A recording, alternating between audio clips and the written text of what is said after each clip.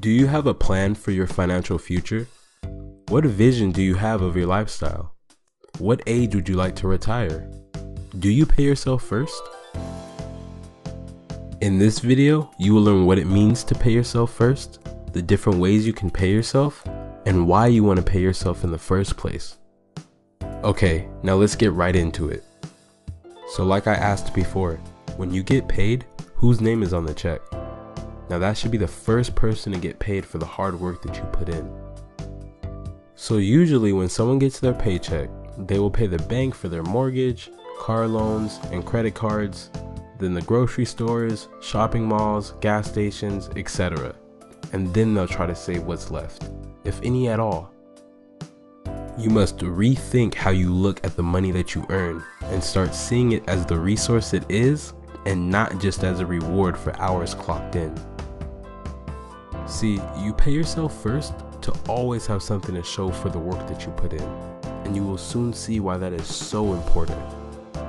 But first, you must know that paying yourself is different from saving, or at least what people call saving. You know, the act of putting money away for emergencies and big purchases.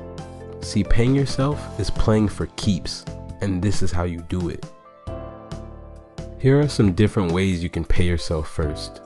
It's simple. Number 1, 90-10, where you pay yourself 10% of your income, which represents the bare minimum that you should be paying yourself for retirement. Number 2, 80-20. This is where you pay yourself 20% of your income. Now this is ideal because the 10% that you cannot touch gets put towards retirement, and the remaining 10% gets put towards a rainy day fund, which is an account that you can dip into for emergencies. Once you've paid yourself 6 to 12 months of your annual income and your rainy day fund is looking more like a rainy year fund, you can start putting the full 20% towards your retirement. Now, if you want to get crazy like me, you can do a third way, 70-30. This is where 10% goes towards retirement, and the other 10% goes towards your rainy day fund, and the last 10% goes towards investment money. But here is why you want to pay yourself in the first place. To make a long story short, let's use a quick example. John and Mary both graduate from school and get good jobs.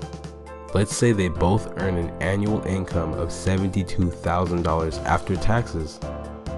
Mary has learned about money and decides to pay herself 20%, while John, he tries to save what's left. Now let's say 20 years have passed and both John and Mary have had to use money for a rainy day. The few unexpected rainy days has left John's savings wiped out. While even though Mary has had to do the same, after paying herself for so long, she has accumulated over $200,000. However, this is if she was just putting money into a savings account. But in today's world, savers are losers. In my next video, I'll explain exactly why just stacking your money does not cut it, and why savers are now losers, and what you can do to become a winner. Now I hope in this short video you have learned what it means to pay yourself first, how to pay yourself, and what happens when you do. Now if you've learned anything from this video, I challenge you to share with 3 friends that can benefit from it too. And as I mentioned earlier, I will be making a follow-up video going into why savers are now losers. So go ahead and subscribe for more. I appreciate everyone who's made it this far, but I'm out.